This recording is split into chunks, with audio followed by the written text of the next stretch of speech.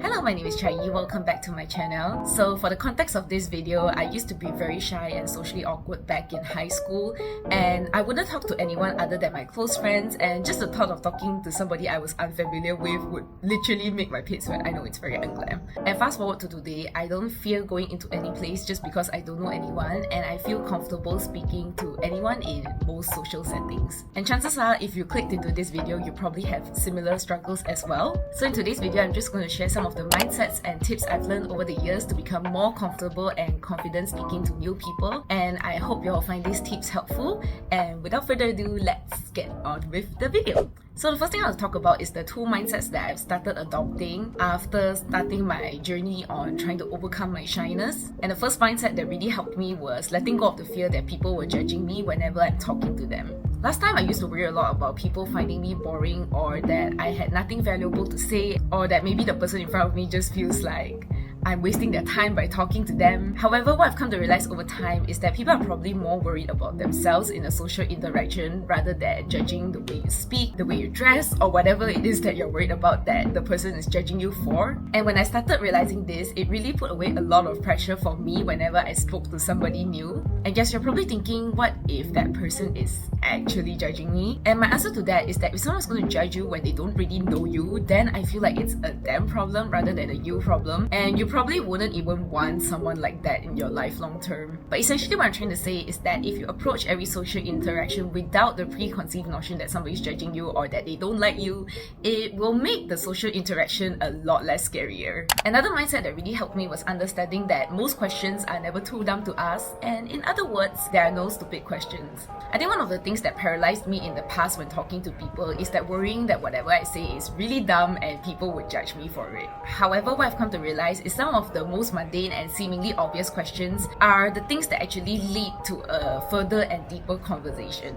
I remember one time I was having lunch with a co-worker and I saw that she looked a bit tired, so I just commented, "Oh, you look a little bit tired today." And she just answered me saying that, "Oh, I slept really late last night." And I followed up by asking, "Oh, why do you sleep late last night? Was it because you were rushing something for work?" And it eventually led to a conversation on what she was working on at that time or something else that I forgot. But the main point is that the me last time wouldn't have asked the second question, which went along the lines of, "Oh, why do you sleep late last night?"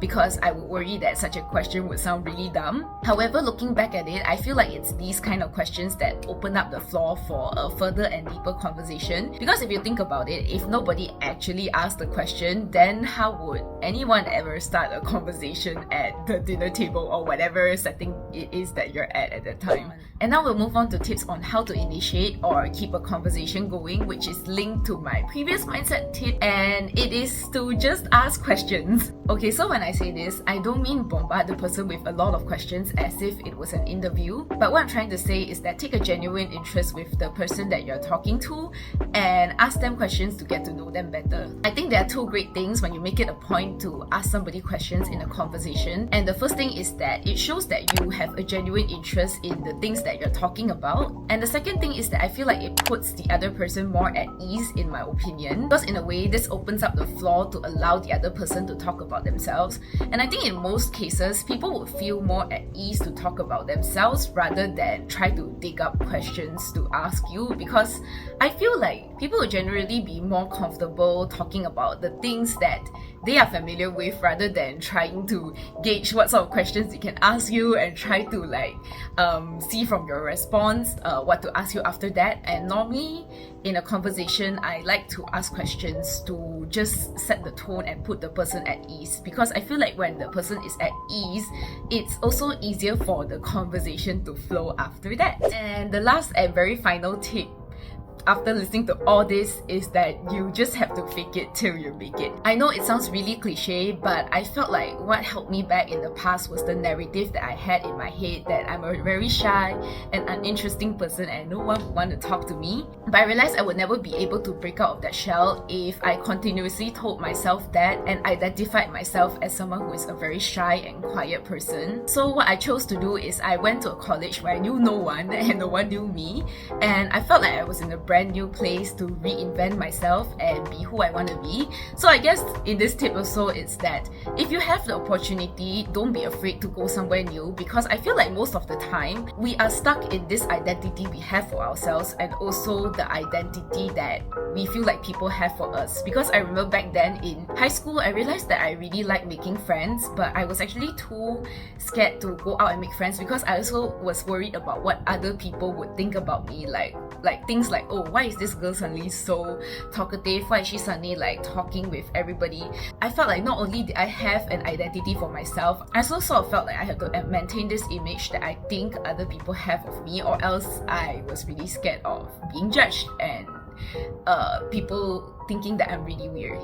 And okay, moving back to the time that I was in college, I made it a point to initiate conversations with people whenever I can. And even though I was really nervous whenever I had to speak to people, it slowly became easier and easier as I got used to it. And I also remember I joined the society then where its members were known to be very active, really loud, and also very extroverted. And I did that because I wanted to challenge my shy tendencies and also just put myself out there, because I wanted to break out of this shell that I had of myself that I'm really, really shy. And I also remember that during the interview, and yes, that society needed an interview to get in, I remember during that interview I had to sing a small segment of a song to 3 to 4 interviewers at the time. And even though I was really nervous at that time and it took everything in me to be able to do that, I eventually got into that society. I also felt like by going to a society where I know that the people there are all very extroverted and very active and very social, I was also allowing myself to break out the identity I had of myself that I was a shy and quiet person. Because if I was able to enter a society whose people are really, really active, it also meant